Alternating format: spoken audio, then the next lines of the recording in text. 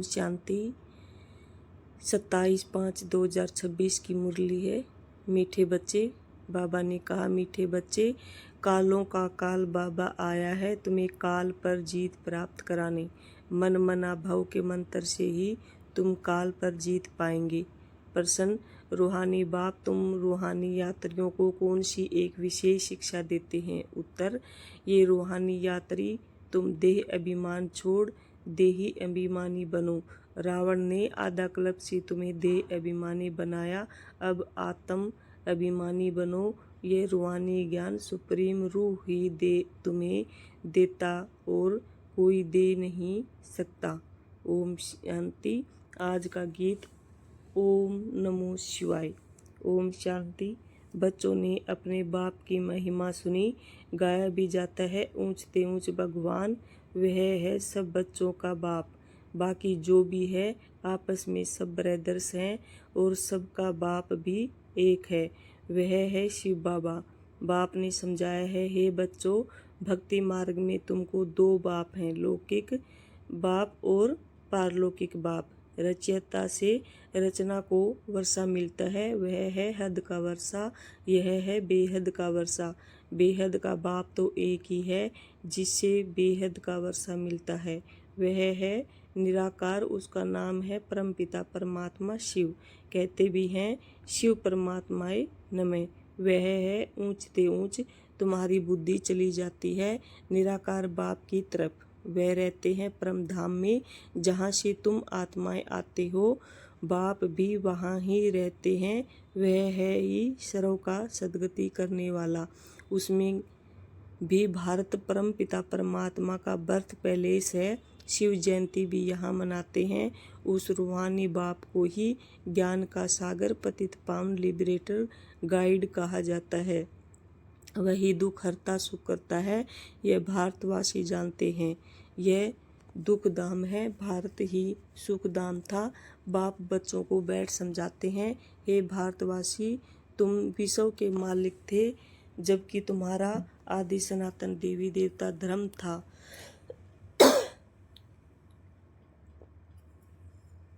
बाप बच्चों को बैठ समझाते हैं, हे भारतवासी, तुम विश्व के मालिक थे जबकि तुम्हारा आदि सनातन देवी देवता धर्म था। देवी देवता धर्म श्रेष्ठ, कर्म श्रेष्ठ थे। अब यह धर्म भ्रष्ट, कर्म भ्रष्ट बन गए हैं, अपने को पावन देवता कहला नहीं सकते। कलयुग अंत तक भक्ति मार्ग चलता है, इसमें ज्ञान होता नहीं, ज्ञान से होती है सद्गति। सर्व का सद्गति दाता बाप जब तक न आए तब तक सद्गति हो न सके। बाप कहते हैं, मैं कल्प के संगम युग पर आता हूँ। इस समय है ये पतित दुनिया, पावन एक भी होता नहीं।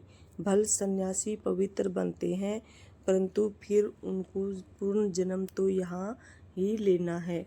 विष से जन्म लेना पड़े, वापिस जाने का है नहीं। जब चक्र पूरा होता है तब ही बाप आकर ले जाते हैं। उनको कहा ही जाता है रूहानी ज्ञान। सुप्रीम रूह रूहानी ज्ञान देते हैं। सुप्रीम रूह ही ज्ञान का सागर, पतित पावन है। बाकी शास्त्रों का ज्ञान तो है भक्ति मार्ग। बाप कहते हैं, यज्ञ तप तीर्थ आदि करते और ही नीचे गिरते आए हो। तुम पहले तो प्रधान थे, भारत में प्योरिटी थी तो पीस प्रॉस्पेरिटी भी थी, हेल्थ वेल्थ दोनों थे। आज से 5000 वर्ष पहले की बात है, यह भारत स्वर्ग था। उस समय और कोई धर्म नहीं था, सिर्फ एक ही आदि सनातन देवी देवता धर्म था जो परमपिता परमात्मा ने स्थापन किया। स्वर्ग की स्थापना तो वही करेंगे, मनुष्य तो कर न सके। ऐसे तो नहीं कहेंगे श्री कृष्ण रचयिता है, नहीं, रचयिता एक ही निराकार शिव है, बाकी है उनकी रचना। रचयिता से ही रचना को वर्षा मिलता है। बाप समझाते हैं, मैं तुम्हारा बेहद का बाप हूँ, तुमको बेहद का वर्षा देता हूँ 21 जन्मों के लिए। सूर्यवंशी, चंद्रवंशी पवित्र धर्म स्थापन करता हूँ। ब्राह्मण धर्म है चोटी, सबसे ऊंचे रूहानी बाप। रूहों को आप समान बनाते हैं। बाप ज्ञान का सागर, सुख का सागर है तो तुमको भी बनाते हैं। भारत ही सुख धाम था, अभी तो दुख धाम है। बाप कैसे आते हैं किसको भी पता नहीं है। सतयुग आदि से कलयुग अंत तक ये सारी हिस्ट्री ज्योग्राफी भारत की ही है। यह लक्ष्मी नारायण कितने हेल्दी वेल्दी थे, कभी बीमार नहीं पड़ते थे। अपनी काल पर विजय पाने की शिक्षा ले रहे हैं। बाप जिन्हें कालों का काल महाकाल कहा जाता है, वे तुमको काल पर विजय पहनाते हैं। नाम भी सुना शिवाय नमः, तुम ऐसे तो नहीं कहेंगे परमात्मा सर्वव्यापी है, कुत्ते बिल्ली में है। इसको कहा जाता है धर्म की गलानी। बाप की गलानी करते हैं। अभी यह है कलप का संगम समय। इस समय ही विनाशी काले विपरीत बुद्धि कहा जाता है। अब विनाश तो सामने खड़ा है। गीता में भी लिखा है, यादव कौरव पांडव क्या करत भय। सर्वशास्त्र मई शिरोमणि श्रीमद् भागवत गीता है, उनसे ही फिर और शास्त्र निकले हैं। तुम जानते हो गीता है डेटी धर्म का शास्त्र। बाप कहते हैं मैं आता हूँ, तुमको शूद्र से ब्राह्मण बनाता हूँ, फिर 100 देवी देवता बनाता हूँ, फिर तुम क्षत्रिय वैश्य से शूद्र बनते हो। बाप समझाते हैं तुम 84 जन्म कैसे लेते हो। सबसे जास्ती जन्म जरूर वह लेते हैं जो पहले सतयुग में आते हैं। मैक्सिमम 84 जन्म लिए हैं तुम भारतवासियों ने, मिनिमम 1 जन्म वह भी बाप ही बैठ समझाते हैं। बाप बगैर किसको ज्ञान का सागर नहीं कहा जाता। पतित पावन ज्ञान का सागर कहने से बुद्धि ऊपर चली जाती है। बाप ही सबको लिबरेट कर वापस ले जाते हैं। सर्व का सदगति दाता एक ही है। बहुत अच्छा, फिर सर्व की दुर्गति कैसी होती है, कौन करता है सदगति। सतयुग को दुर्गति कलयुग को कहा जाता है। बाप कहते हैं मैं कल्प कल्प तुम बच्चों को आकर सदगति देता हूँ। तुम बच्चे सारे वर्ल्ड की हिस्ट्री ज्योग्राफी जानते हो। स्कूलों में तो आदि हिस्ट्री ज्योग्राफी सिखाते हैं। सतयुग त्रेता में कौन राज्य करते थे किसको पता नहीं। चित्र तो बराबर है, यह लक्ष्मी नारायण राज्य करते थे। कितना समय वे राजधानी चली तुम बता सकते हो। क्रिश्चियन डिनाइस्टी 2000 वर्ष चली, बौद्ध डिनाइस्टी इतना समय चली, इस्लामी इनके आगे फिर चंद्रवंशी थे जो 1250 वर्ष चली। सतयुग त्रेता में सूर्यवंशी चंद्रवंशी ही थे और कोई धर्म नहीं था। तुम ही सूर्यवंशी चंद्रवंशी बनते हो, अब फिर से बने हो ब्राह्मण वंशी। ये सारा नाटक भारत पर ही बना है। भारत ही हेल और हेविन बनता है और धर्म वालों के लिए नहीं कहेंगे, वे तो हेविन में होते ही नहीं। कोई मरता है तो कहते हैं स्वर्गवासी हुआ, परंतु समझते नहीं नरकवासियों को तो नरक में ही जन्म लेना पड़े, स्वर्गवासी स्वर्ग में ही पूर्ण जन्म लेंगे। तुम बच्चे समझते हो ये लक्ष्मी नारायण स्वर्गवासी थे, उन्होंने ये राजधानी कैसे पाई, लाखों वर्ष की बात तो याद रह न सकी। सतयुग में ये शास्त्र आदि होते नहीं हैं, ये सारी भक्ति की सामग्री है। सीढ़ी नीचे उतरनी ही है। सतो प्रधान से सतो रजोतमो में यह सीढ़ी उतरने में 5000 वर्ष लगते हैं। सतयुग में 16 कला संपूर्ण, फिर त्रेता में 2 कला कम, आत्मा में चांदी की खाद पड़ी। कॉपर एज में आए तो कॉपर की अलाई पड़ी। इस समय बिल्कुल ही तमो प्रधान है, आत्मा में ही खाद पड़ती है।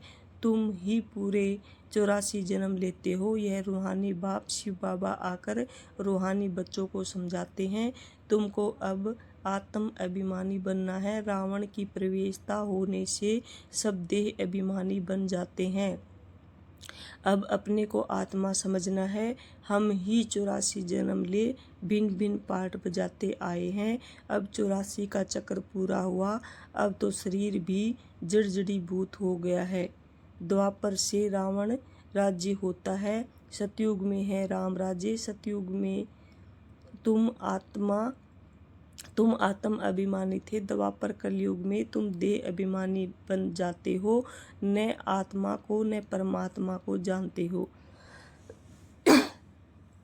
बाप समझाते हैं, आत्मा एक स्टार है, विकृति के बीच में चमकता है, अजब सितारा, उनको सिवाय दिव्य दृष्टि के देखा नहीं जा सकता। वह बिल्कुल ही सूक्ष्म है। आत्मा ही एक शरीर छोड़ दूसरा लेती है। हम आत्मा ने 84 जन्म लिए हैं। परमपिता परमात्मा भी बिंदी है, उनको ही ज्ञान का सागर पतित पावन नॉलेजफुल कहा जाता है। परम पिता परम आत्मा में सृष्टि के आदि मध्य अंत का ज्ञान है। बीज रूप होने के कारण उनको सत चित आनंद स्वरूप कहा जाता है। बाप में जो ज्ञान है वह जरूर सुनाना पड़े। यह है स्पिरिचुअल नॉलेज। सब रूहों का बाप आकर रूहों को पढ़ाते हैं। तुमको आत्म अभिमानी बनना है। शिव बाबा हमको पढ़ाते हैं, वही नॉलेजफुल है। बाबा ही आकर स्वर्ग की रचना रचते हैं, तुमको स्वर्ग का लायक बनाते हैं। यह सृष्टि चक्र का राज कोई मनुष्य नहीं जानते। बाप को ही न जानने कारण भारत का ये हाल हुआ है। भारत में प्योरिटी थी तो पीस प्रॉस्पेरिटी थी। अभी तो है ही नरक, फिर कोई स्वर्ग में जा कैसे सकते। बिल्कुल ही पत्थर बुद्धि हो गए हैं। बाप कहते हैं, मैं बच्चों के लिए कोई सौगात ले आऊँगा, तुमको स्वर्ग का मालिक बनाता हूँ। जिन्होंने कल्प पहले वर्षा लिया है वही अब लेंगे, मनुष्य से देवता बनेंगे। वास्तव में प्रजापिता ब्रह्मा के तो सब बच्चे हैं। अब ब्रह्मा द्वारा शिव बाबा रचना रच रहे हैं। ब्रह्मा कुमारी बनते जाते हैं। शिव बाबा से वर्षा लेने के लिए पुरुषार्थ करना है, तमो प्रधान से सतो प्रधान बनना है। बाप कहते हैं, बच्चों मुझे याद करो तो तुम्हारे सब विक्रम विनाश होंगे। यह स्पिरिचुअल नॉलेज सिवाय बाप के और कोई दे नहीं सकता। रूहानी बाप ही रूहों को नॉलेज देते हैं। तुम रूहानी यात्रा करते हो, देह अभिमान को छोड़ देही अभिमानी बनते हो। आत्मा अविनाशी है, आत्मा में ही पार्ट भरा हुआ है। आत्मा कैसे 84 जन्मों का पार्ट बजाती है अब मालूम पड़ता है। हम सूर्यवंशी थे, फिर चंद्रवंशी बने, फिर हमको सूर्यवंशी बनना है। अभी बाप तो प्रधान बनने की शिक्षा देते हैं। मामेकम याद करो, भगवानुवाच, गीता का भगवान शिव बाबा है, न कि श्री कृष्ण। श्री कृष्ण की आत्मा भी अब सीख रही है। अच्छा, मीठे मीठे शिकले दे बच्चों प्रति माता पिता बाप दादा का याद प्यार और गुड मॉर्निंग। रूहानी बाप की रूहानी बच्चों को नमस्ते। धारणा के लिए मुख्य सार, रूहानी यात्रा करनी और करानी है। स्वयं को तो प्रधान बनाने के लिए एक बाप को याद करना है। आत्म अभिमानी बनने का पूरा पुरुषार्थ करना है। काल पर विजय पाने के लिए बाप की शिक्षा को ध्यान पर रखना है। अपने को रूह समझ रूहों को ज्ञान देना है। वरदान, बाप दादा के कर्तव्य को अपना निशाना बनाने वाले मास्टर मर्यादा पुरुषोत्तम भव। कहा जाता है, अपनी घोट तो नशा चढ़े, दूसरों की कमाई में कभी भी आंख नहीं जानी चाहिए। दूसरे के नशे को निशाना बनाने के बजाय बाप दादा के गुण और कर्तव्य को निशाना बनाओ। बाप दादा के साथ अधर्म विनाश और सत धर्म की स्थापना के कर्तव्य में मददगार बनो। अधर्म विनाश करने वाले अधर्म का कार्य व देवी मर्यादा को तोड़ने का कार्य कर नहीं सकते। वे मास्टर मर्यादा पुरुषोत्तम होते हैं।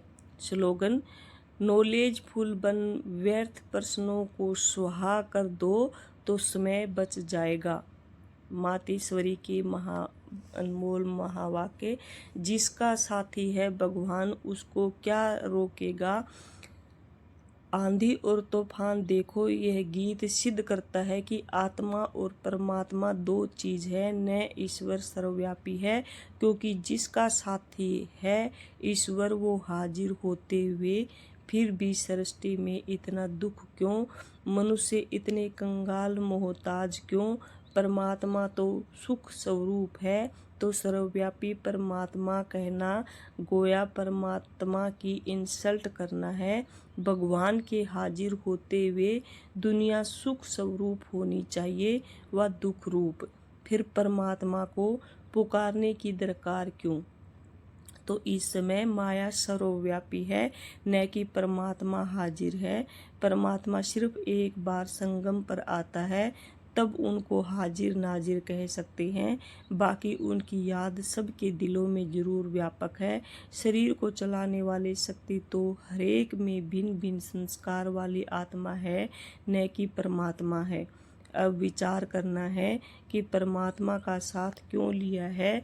इस समय के आंधी और तूफान से पार होने के लिए तो जरूर कोई माया का तूफान है, जिससे पार होने के लिए उस परमात्मा का साथ हम आत्माएं मांगती हैं। अगर वो हाजिर होता तो न माया की उलझन होती, न उनका साथ लेने के लिए याद करना पड़ता। तो हम आत्माओं और परमात्मा दोनों का इस खेल में पार्ट है। तो जब परमात्मा आता है तो उनका पूरा साथ ले उनको हो जाना है, तब ही माया के तूफान से छूट पाएंगे। भले वो सबका सुखदाता है, परंतु जो प्रैक्टिकल में उनका सहारा लेते हैं उन्हों को ही साथ मिलता है। तो उन बच्चों को एक्स्ट्रा प्राप्ति होती है। भले वो दुनिया के अंदर आए उपस्थित हुआ है, परंतु अहो आश्चर्यवत दुनिया इनको न जानने के कारण इनका साथ नहीं लेती है। अगर इनका पूरा साथ पकड़ ले तो मदद देने में मशहूर है।